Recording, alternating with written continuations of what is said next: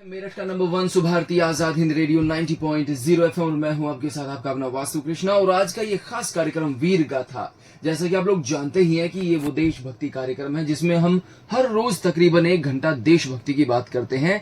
आज का ये कार्यक्रम और भी ज्यादा स्पेशल हो जाता है क्योंकि मेरे साथ major general doctor Dilawar Singh ji हैं, भारतीय सेना में काम करने वाले। देश की बात करने के लिए आज हमने इनको अपने कार्यक्रम में आमंत्रित किया है। सबसे पहले पूरे मेरठ और सुभारती परिवार की तरफ से आपका मैं वीर गाथा में स्वागत करता हूं। आपके सभी श्रोतागणों को मेरी ओर से जय हिंद और जय हिंद। क्या बात है सर। हालांकि आरजेस लोग ये सोचते हैं कि वो खुद बहुत कड़क आवाज में बोलते हैं, लेकिन जब मैं सेवा से संबंधित लोगों के संपर्क में आता हूं तो मुझ में करंट आता है कि लगता है भारतीय सेना से हैं। तो मैं सबसे पहले चाहूंगा आपके सफर के बारे में बताएं। आपने भारतीय सेना कैसे ज्वाइन की, कब ज्वाइन की, और सेना के बारे में जरा हमारे देशवासियों को भी तो पता चले। सर, प्रथम मुझे बहुत प्रसन्नता है कि मैं आज आज़ाद हिंद रेडियो से जुड़ा जी। और आपका मोटो जो है राष्ट्र प्रथम सदैव प्रथम जी इसी से शुरू करता हूँ जी। बाकी चीज़ें बाद में करेंगे। मैंने आज से कोई 11 साल पहले जी 2012 में एक स्लोगन बनाया था, गुजरात से शुरू किया था उसको, जी जिसको हम बोलते हैं नेशन फर्स्ट जी। Character must. Character nation first जी, character must. Nation first character first must. जी। Nation first character must must yes ठीक है ना। देश को सर्वप्रथम सोचना बहुत जरूरी है, लेकिन साथ ही साथ अपने चरित्र को बहुत ज्यादा सुदृढ़ रखना उससे भी ज्यादा आवश्यक है। Yes sir. जब हम बात करते हैं श्रेष्ठ भारत बनाने की, दिव्य भारत बनाने की, सशक्त भारत बनाने की, तो वो कभी भी संभव नहीं हो सकता जब तक कि हर एक भारतीय सशक्त ना हो, ज्ञानवान ना हो, प्रगतिशील ना हो, सही सोचने वाला ना हो जी, और जो अपने चरित्र को बहुत ज्यादा सुदृढ़ ना रख सके। चरित्र की कमजोरी से ही देश कमजोर होता है जी। और ये सबसे ज्यादा जरूरत पड़ती है सेना के अंदर। अगर एक सिपाही भी अपनी सेना के बारे में सूचना गलत व्यक्ति को दे दे तो आप देखो कितना नुकसान हो सकता है।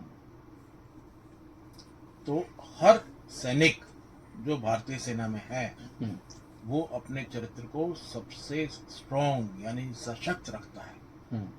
सैनिक है या अधिकारी है, किसी भी लेवल पर हो, उसको अपनी लॉयल्टी देश के प्रति तो रखनी ही है, वफादारी रखनी ही है जी, लेकिन अपने कैरेक्टर को सबसे स्ट्रॉन्ग रखना है। इसलिए याद रखना जरूरी है, नेशन फर्स्ट कैरेक्टर मस्ट।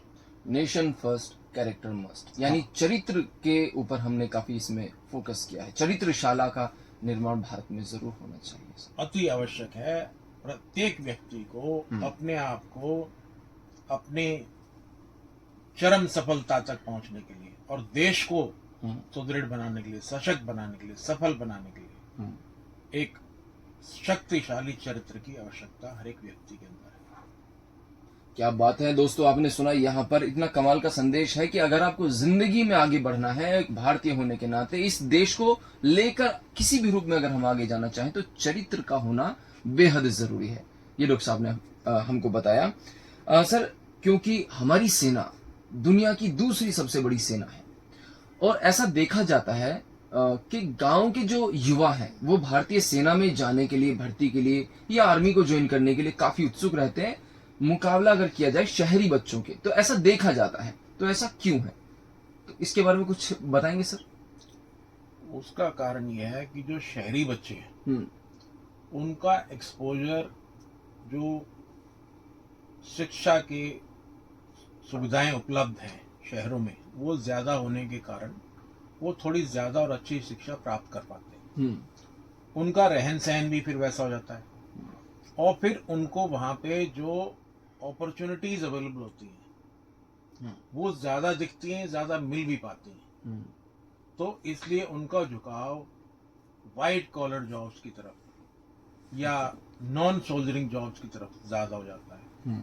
जबकि जो हमारा युवा गांव में है, जो एक किसान का बेटा है, ये किसान की बेटी है जी, उसका जज्बा जो देश के लिए है वो ज्यादा रहता है उसी प्रकार से इसी रहता है, और उसका एक्सपोजर ज्यादा डाइवर्सिफाई नहीं होता है। तो एक ही तरह का फोकस रहता है कि हमें देश के लिए कुछ करना है, और वो पूरे तन मन धन से जो है प्रयास करते हैं सेना में आने के लिए जी, और जब सेना में आ जाते हैं तो पूरी तन मन धन से, पूरी लॉयल्टी के साथ, पूरी देशभक्ति के साथ, पूरी डेडिकेशन के साथ, पूरी डिवोशन के साथ सेना में भी काम करते हैं जी, और इसी का जो परिचय है वो अनेकों अनेक मेडल जो प्राप्त करते हैं। हर 26 जनवरी को, 15 अगस्त को आप लोग देखते हैं कि कितने लोगों का नाम आता है कि वीरता के लिए उसको पदक मिला, अच्छे काम के लिए उसको मिला, डिस्टिंग्विश्ड सर्विस के लिए उसको मिला। जी, तो ये परिचायक है उनकी कर्तव्य निष्ठा का और उनकी एक फोकस की जो सोच है उसका। सर आपने पूरा एक जीवन जिया है, भारतीय सेना को समर्पित किया आपने अपनी जिंदगी, देश की सेवा की। क्या संदेश देंगे आप युवा पीढ़ी को, जो बच्चे इस वक्त आपको देख रहे हैं या सुन रहे हैं? आप क्या संदेश देंगे उनको भारतीय सेना से संबंधित? उनको ज्वाइन करना चाहिए, आना चाहिए, इसमें करियर ढूंढें या इसमें देशभक्ति देखें, क्या करें वो? आज के दिन भारत के पास 65% आबादी युवाओं की है। 65% 140 करोड़ का अगर निकालेंगे तो करीब करीब आपका 90 करोड़ आएगा जी, या थोड़ा ज्यादा आएगा जी, क्या 90 करोड़ लोग फौज में आ सकते हैं? नहीं, नहीं। क्यों? क्योंकि फौज की टोटल संख्या जो है आर्मी की वो 13.5 लाख है और एयरफोर्स की काफी कम है, 4.5 लाख के करीब, और नेवी की और भी कम है, 2.25 लाख के करीब। तो कुल मिलाकर के भी जो है 20 लाख तक ज्यादा जाएगी मोटा मोटी। तो अगर 20 लाख की कुल संख्या है सेनाओं के अंदर और एक एवरेज अगर आप कैरियर ले लें 20 साल का, तो एक साल में कितने पद निकलेंगे? 1 लाख से कम ही निकलेंगे, करीब 80,000 के करीब, 70,000 के करीब पद निकलेंगे। तो 70,000 पद हैं और हमारे पास 90 करोड़ युवा है। क्या सब आर्मी में जा पाएंगे? नहीं जा पाएंगे। क्या सबको आर्मी की तरफ देखना चाहिए? शायद सबको करियर के लिए शायद सबको मौका न मिले। नहीं मिले जी। दूसरी बात, सरकारी नौकरियां, कितनी सरकारी नौकरियां निकलेंगी हर साल? इतनी मुश्किल से निकल पाएंगी जिसमें 2% युवा जा पाएंगे। ठीक है जी, बिल्कुल। तो सब कुछ मिला जुला के सरकार के अंदर नौकरी जो है, चाहे सेना माने, पुलिस माने और कुछ माने, जितनी सरकारी नौकरियां मान लें, यदि 3% भी लगा लें तो 90 करोड़ में से मोटा मोटी 3 करोड़ भी लगा लीजिए आप, तो बाकियों को तो बाकी काम करना ही है। तो आज का जो जमाना है उसके अंदर हमारे युवाओं को ये देखना चाहिए कि मेरी अपनी क्षमता कितनी है, मेरा अपना शौक क्या है, उसके मुताबिक मैं क्या नया काम कर सकता हूं। अब सबसे जो अच्छी चीज हुई है पिछले कुछ सालों के अंदर जी, वो हुई है इंटरनेट जी, और वो हुई है उस इंटरनेट का मोबाइल से कहीं पर भी उपलब्धता जी। एक गांव में भी बच्चे के पास मोबाइल और इंटरनेट पहुंच जाता है, उसके माध्यम से किसी भी प्रकार की वो ट्रेनिंग हासिल कर सकता है। यहाँ तक कि जो वार्टन, स्टैनफोर्ड जैसी यूनिवर्सिटियां हैं अमेरिका की जी, उसके भी कुछ कोर्सेज फ्री कोर्सेज हैं, फ्री जी। और बहुत सारी यूनिवर्सिटी ऐसी हैं जिनके कोर्सेज फ्री हैं या जो ऑनलाइन कोर्सेज बहुत सस्ते हैं। और आने वाले समय के अंदर जो जॉब्स आने वाली हैं वो जो पुरानी जॉब्स हैं वो तो कम होनी है और नई तरीके की जॉब्स बननी है। नई कहाँ बनेगी? जो नई चीजें निकलेंगी उसी में बनेगी। तो आर्टिफिशियल इंटेलिजेंस में बनेगी, मशीन लर्निंग में बनेगी, रोबोटिक्स में बनेगी, AR VR MR में बनेगी, कॉग्निटिव साइंसेज में बनेगी, जो हमारी नॉन ट्रेडिशनल मेडिसिन है उसमें बनेगी, नेचुरोपैथी में बनेगी, नेचर क्योर में बनेगी। इसलिए जो नई चीजें बढ़ेंगी उसमें ज्यादा जॉब्स की अपॉर्चुनिटीज आएंगी। और मैं दूसरी चीज ये बताना चाहता हूँ कि बहुत से ऐसे देश हैं भी, जैसे चाइना है, बाकी जापान है, कोई और कंट्रीज हैं जहाँ पे उनकी एज ज्यादा है, एवरेज एज बहुत ज्यादा है। उनको लोगों की आवश्यकता है। कैसे? जो थोड़े बुजुर्ग हो गए लोग, उनकी देखभाल के लिए, उनकी हेल्प के लिए, उनकी असिस्टेंस के लिए, उनकी सपोर्ट के लिए। आज अगर हम लोगों को तैयार करें और बाहर भेजें, 10 साल वहां काम करेंगे, 15 साल काम करेंगे, उसके बाद भारत बुढ़ा होने वाला है जी। ये युवा हमेशा तो युवा नहीं रहेंगे ना। बिल्कुल बिल्कुल सर। 15-20 साल में तो यहाँ फिर वापस लोग जितने आज युवा हैं उतने कुछ साल बाद बुजुर्ग होंगे। बिल्कुल होंगे सर। फिर उन लोगों की यहाँ जरूरत पड़ेगी। तो बहुत सारी सोचें हैं जो मतलब जिनके ऊपर सोचा जा सकता है। इतनी सारी अपॉर्चुनिटीज हैं, इतनी सारी चीजें हैं। भारत के अंदर अगर मान लो अपॉर्चुनिटीज कम है, लेकिन दूसरे देशों में बहुत सारी है। जर्मनी के अंदर बहुत सारी अपॉर्चुनिटीज हैं, जापान में अपॉर्चुनिटीज हैं, चाइना में अपॉर्चुनिटीज हैं, अमेरिका में अपॉर्चुनिटीज हैं, अफ्रीका में बहुत ज्यादा अपॉर्चुनिटीज है, अफ्रीकन रीजन के अंदर। तो हमें देखना चाहिए कि वहां किस तरह की अपॉर्चुनिटीज है, उनमें से आपको क्या शौक है, उस तरह की आप अपनी तैयारी कर लीजिए, पढ़ाई कर लीजिए, स्किल हासिल कर लीजिए और जाकर के अपना काम पकड़िए। यहाँ से ज्यादा तनख्वाह पाएंगे, यहाँ से अच्छा अपना फ्यूचर बना पाएंगे, और फिर जब पैसे वैसे अच्छे हो जाएंगे तो वापस आ जाएंगे। बिल्कुल सही बात है। और क्योंकि इतनी सारी बातें हम कर रहे हैं देश के बारे में, और देखने वाले दोस्तों को बता दूं कि इस वक्त हम स्टूडियो में हैं, सुभारती आजाद हिंद रेडियो के इस खूबसूरत सुंदर से स्टूडियो में। मेरे साथ major general Singh doctor Dilawar Singh ji हैं, और साथ में कर्नल राजेश त्यागी जी का भी सानिध्य हमें मिला हुआ है, और हमारी तमो मार्शल आर्ट की टीम भी है यहाँ पर, और अन्य जो हमारे मीडिया कर्मी सहकर्मी है वो भी है। और अब बात करते हैं तमो मार्शल आर्ट के बारे में। जैसे तमो मार्शल आर्ट टीम से हमारी पिछली बार बात हुई थी, इन्होंने बताया कि आप लोग भारत की एक मार्शल आर्ट जो पुरानी है उसको बढ़ा रहे हैं, उसको लेकर चल रहे हैं। मैं चाहूंगा कि आप खुद इसके बारे में बताएं, आप तमो मार्शल आर्ट फाउंडेशन के साथ कैसे जुड़े और क्या आप लोग देख रहे हैं, क्या सोचते हैं इसको आगे लेकर चलने के लिए। देखिए जी, सीधी सी बात है कि हमारा एक विचार है जी कि भारत सर्वप्रथम होना चाहिए जी, और भारत सबसे अग्रगणी होना चाहिए जी, और भारत की ही जो कलाएं हैं, भारत की ही जो साइंस है, भारत की जो नॉलेज है, भारत का ही जो ज्ञान है, उसको निकाल करके आगे ला करके और भारत को और आगे जाने में हम मदद करें। जी। काफी सारी मार्शल आर्ट्स यहीं से निकली, लेकिन बाहर चले गई। बाहर जाने के बाद उनको बाकी लोगों ने क्लेम कर लिया, कुंग फू है, कराटे है, बाकी चीजें चली गई बाहर, तो बाकी लोगों ने क्लेम कर लिया जी। तो अभी हमने कहा कि अभी उनके ऊपर स्टैंप हमारी नहीं है। अभी हमने सोचा कि भारत की और जो हमारे पास आर्ट्स हैं, मार्शल आर्ट्स हैं, उसको शुरू किया जाए और उसके ऊपर पूरे अंतरराष्ट्रीय लेवल तक हमारा अपना संगठन हो, हमारी अपनी ट्रेनिंग हो और हम अपनी जो युवा हैं उनको सेल्फ डिफेंस के लिए, सुरक्षा के लिए, स्वरक्षा के लिए तैयार करें, ताकि वो एक तो फिजिकली फिट रहें, मेंटली फिट रहें और वक्त बेवक्त अगर आवश्यकता पड़े तो अपनी बचाव भी कर सकें। और इसकी जो कार्रवाई की शुरुआत की गई वो हमारे राघवेंद्र सिंह द्वारा की गई जी।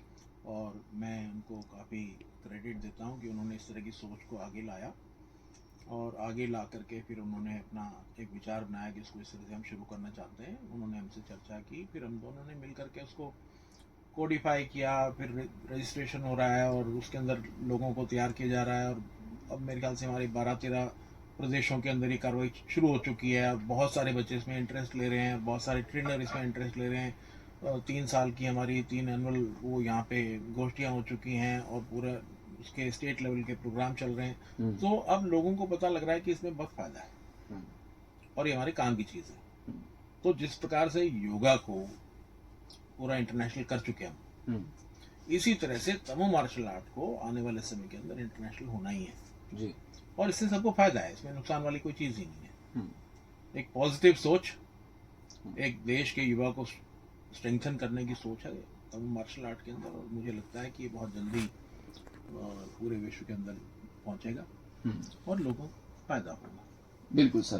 तो जब कभी ऐसा सोचा जाता था अब से पहले तक कि बच्चे को स्ट्रोंग होना चाहिए, या तो स्कूल कॉलेजेस में वो एनसीसी ज्वाइन करते थे, पेरेंट्स ही बोलते थे एनसीसी ज्वाइन करोगे तो आगे चल के नौकरियों में फायदा मिलेगा और जो बिल्ड है, जो बच्चा है, वो मजबूत भी होता है। लेकिन जैसे क्योंकि अब आपने बताया तमो मार्शल आर्ट, मेरी राघवेंद्र जी से भी पिछली बार बात हुई थी, उन्होंने भी काफ़ी चीज़ें हमें इस बारे में बताई। मैं चाहता हूँ कि इसके बेनिफिट कि किन किन पेरेंट्स को अपने बच्चों को इनकरेज करना चाहिए कि आपको या वो तमो मार्शल आर्ट में उनको ज्वाइन कराएं, क्या क्या बेनिफिट्स बच्चे के फ्यूचर को बना सकते हैं, वो क्या फ़ायदे मिलेंगे उनको। देखिए, मैंने अभी पहले थोड़ी देर पहले बात की जॉब्स के बारे में जी। या अपॉर्चुनिटीज़ के बारे में। आपने कहा था कि आर्मी में ज्वाइन करें या ना करें, तो मैंने एक ऑल्टरनेटिव व्यू दिया कि बाकी भी चीज़ें हमें देखनी पड़ेंगी, क्योंकि आर्मी में सब जा नहीं पाएंगे जी। बट उसका ये मतलब नहीं है कि आर्मी में मत जाओ। जी।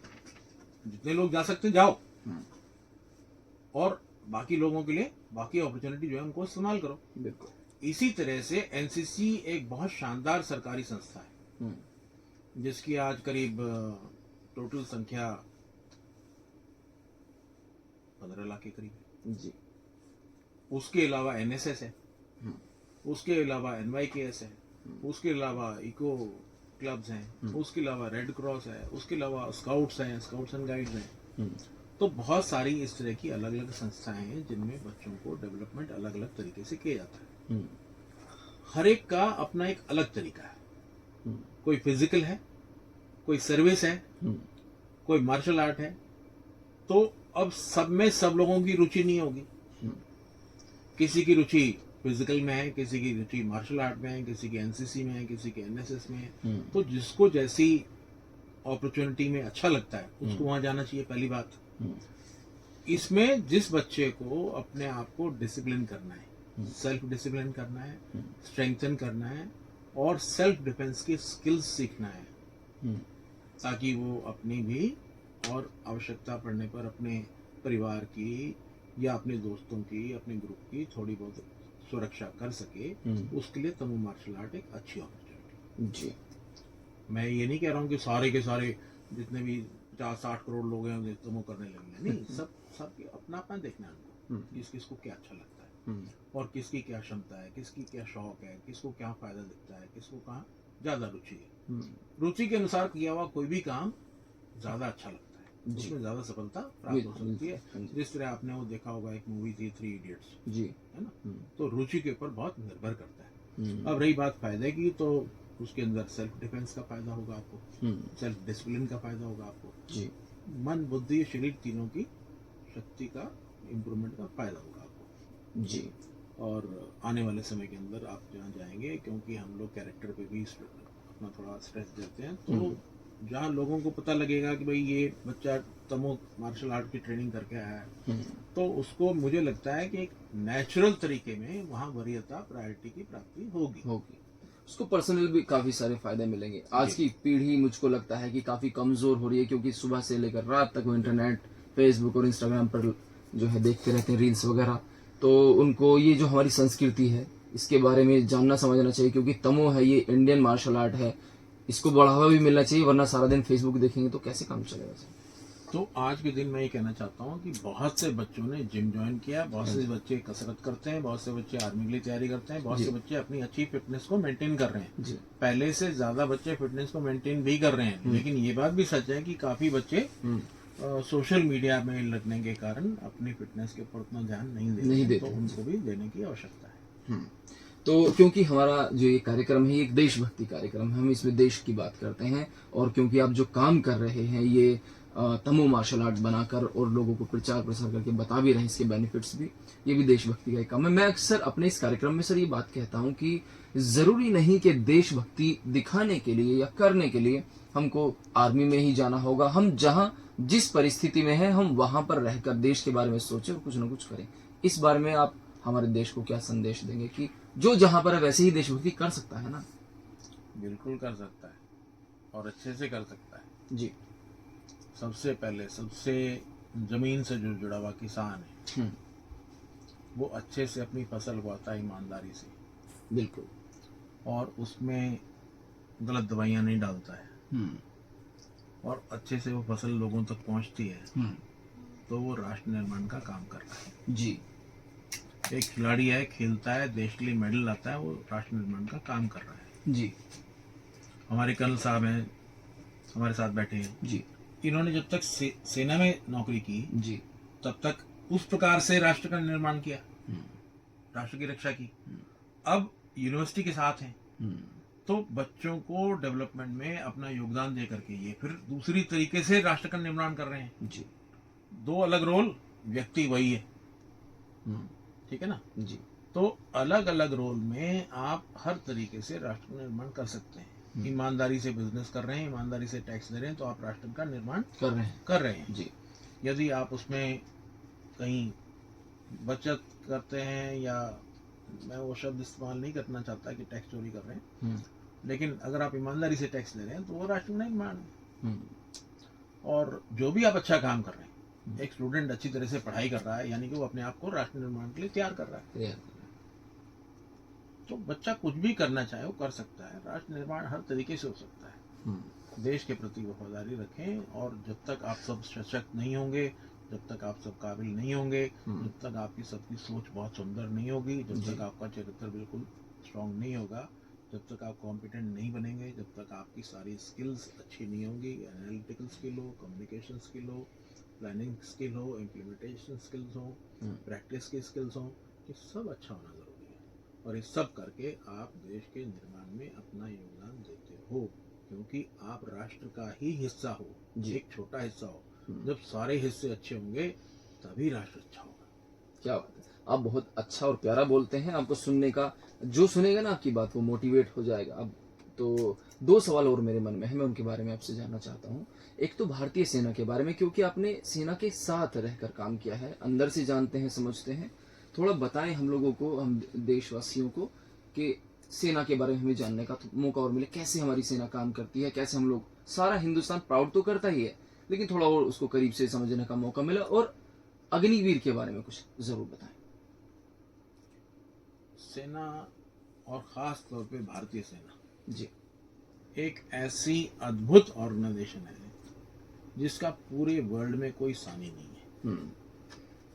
अमेरिका की भी सेना है, बहुत बड़ी सेना है, बहुत बड़े बड़े उसके पास इक्विपमेंट है, बहुत लेटेस्ट टेक्नोलॉजी है जी, सबसे शक्तिशाली सेना विश्व की मानी जाती है जी। लेकिन जब बात लड़ाई की आती है और आमने सामने लड़ाई की आती है, तो हमेशा हिंदुस्तानी सैनिक को बेहतर माना जाता है।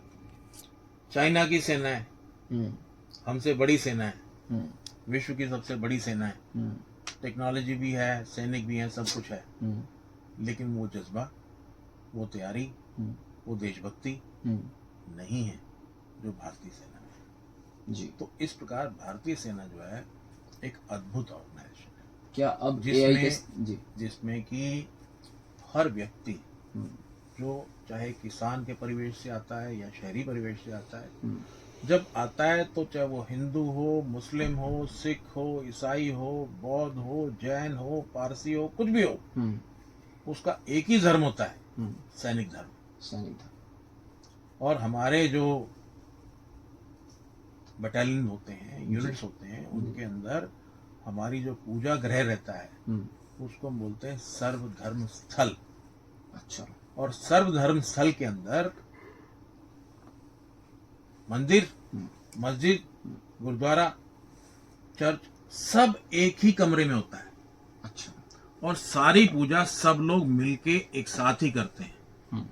दिवाली के दिन सब दिवाली मनाते हैं, ईद के दिन सब ईद मनाते हैं, और क्रिसमस के दिन सब क्रिसमस मनाते हैं, और गुरुपर्व के दिन सब लोग गुरुपर्व मनाते हैं मिल करके, कोई भेदभाव नहीं होता। इसलिए सेना मिलकर एकजुट होकर के दुश्मन से लोहा ले सकती है और जीत सकती है। ये बहुत बड़ा संदेश है जो हमको सब लोगों को समझना है। कोई भी धर्म किसी दूसरे धर्म से ईर्ष्या, द्वेष, दुश्मनी करने को नहीं बोलता है। ना हमारे ऋग्वेद में लिखा है, ना हमारे सामवेद में लिखा है, ना अथर्ववेद में लिखा है, ना यजुर्वेद में लिखा है, ना रामायण में लिखा है, ना गीता में लिखा है, ना महाभारत में लिखा है, ना 108 पुराणों में लिखा है। सब जगह यही बताया गया है कि एक दूसरे का आदर करना है। दूसरी बात, अच्छी चीज जहां दिखाई देती है उसको ग्रहण करना है, अच्छा ज्ञान जहां मिलता है उसको ग्रहण करना है जी।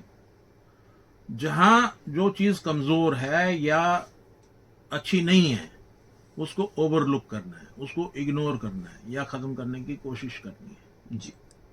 हमें एक दूसरे के साथ मिलकर चलना है। और इसीलिए एक बहुत बड़ा कॉन्सेप्ट, एंशिएंट इंडियन कॉन्सेप्ट, जी। जो पूरे विश्व के लिए आज रेलेवेंट है, उसको बोलते हैं योग। योग कब होगा? जब सब एक दूसरे के साथ जुड़ेंगे। और योग का जो असली कॉन्सेप्ट है वो सिर्फ आसन नहीं है, अष्टांग योग है। किस प्रकार इंसान अपनी फिजिकल एक्टिविटी से लेकर के और भगवान के साथ एकीकृत हो जाता है, जी। उसमें विलीन हो जाता है।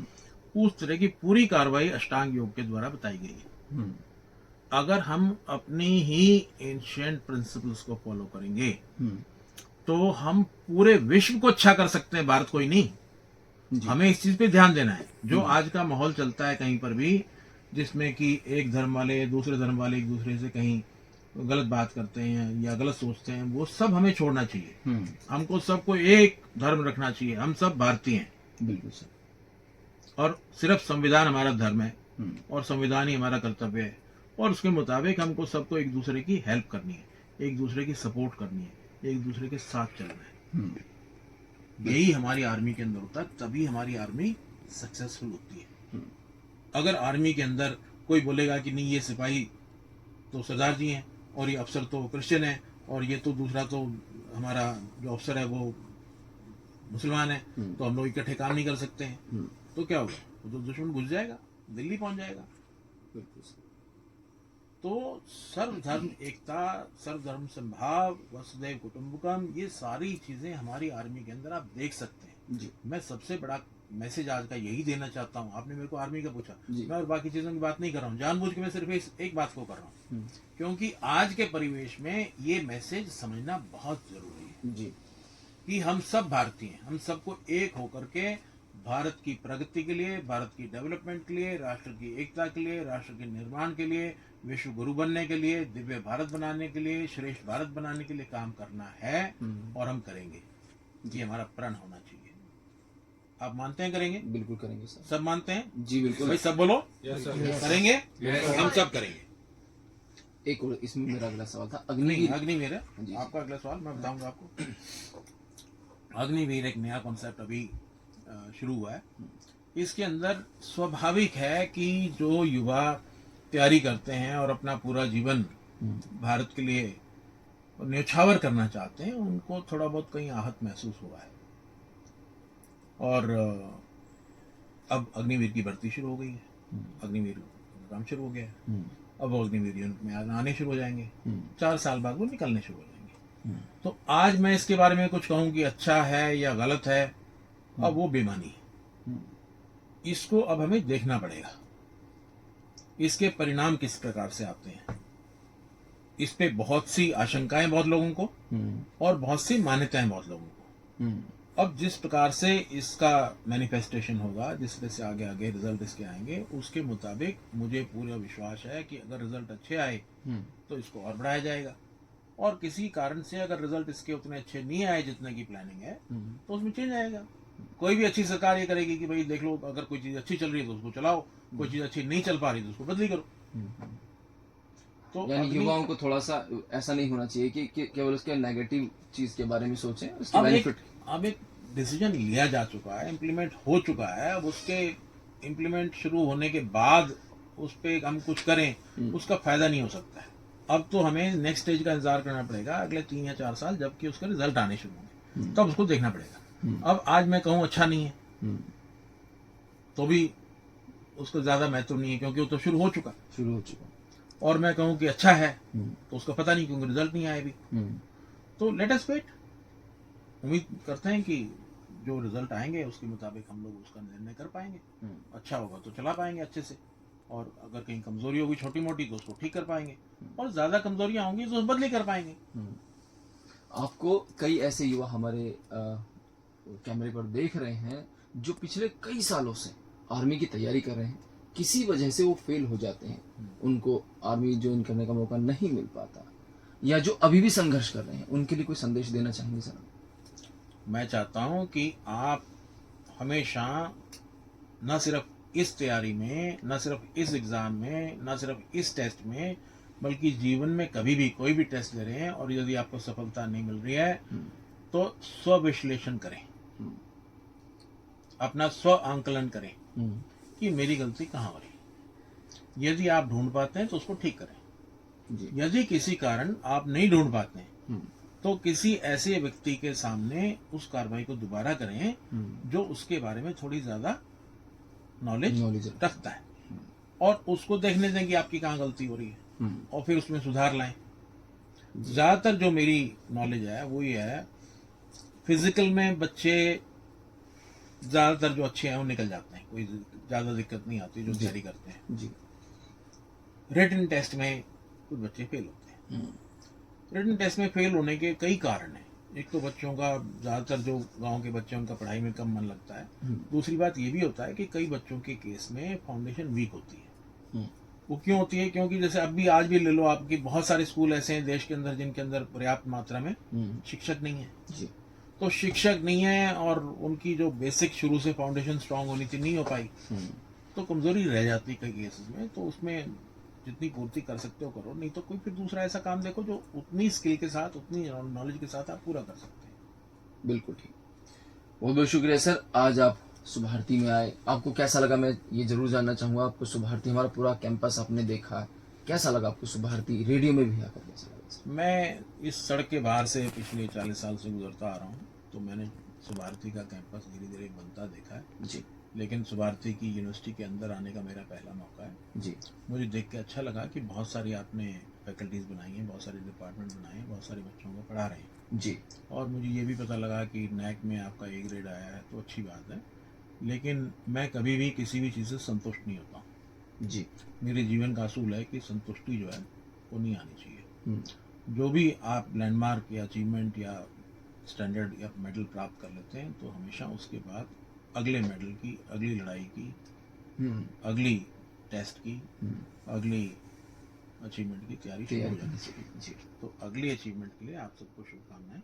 बहुत और मुझे विश्वास है कि आप लोग और ज़्यादा मेहनत करेंगे और ज़्यादा अपनी रैंकिंग भी इम्प्रूव करेंगे। बच्चों की जो ट्रेनिंग के और एजुकेशन के स्किल के स्टैंडर्ड्स हैं उनको और अच्छा करेंगे और अच्छी प्लेसमेंट्स करवाएंगे और अच्छे रिसर्च करवाएंगे और अच्छी फैसिलिटीज़ क्रिएट करेंगे। उसके लिए आपको बहुत बहुत शुभकामनाएं। Thank you so much sir, thank you so much. आपने इतना कीमती समय हमको दिया, मेरठ के सभी सुधीर श्रोताओं को इतनी सारी जानकारियां दी। बहुत मजा आया आपके साथ बात करके और अगली मुलाकात का वादा लेंगे आपसे, क्योंकि आपसे बात करके ये मुझे महसूस हुआ कि जिस भी मुद्दे पर हम बात करेंगे डीप नॉलेज में हम उसके में चले जाएंगे तो हर मुद्दे के कलेश हम काटते जा सकते हैं, मेरठ की भाषा में अगर बोला जाए तो। सर अगले मुलाकात का वादा आपसे चाहेंगे। आप हमारे स्टूडियो आए इसके लिए बहुत बहुत शुक्रिया सर। मैं चाहूँगा कि 2-3 चीज़ें याद रखें जी।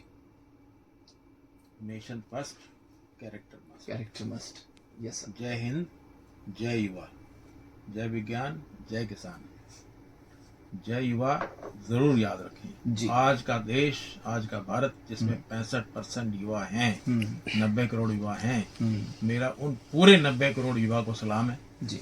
आप अपने जज्बे के साथ लगे रहें, अपनी भी सफलता प्राप्त करें और राष्ट्र निर्माण में अपना पूरा अच्छे से योगदान करें जी। और जहाँ कहीं कमजोरी आती है, प्रॉब्लम आती है, तो अपने आसपास जो भी आपका थोड़ा बुजुर्ग है या जो आपके थोड़ा बड़ा है उससे अपनी गाइडेंस लें जी। और अच्छे काम के लिए प्रयासरत रहें।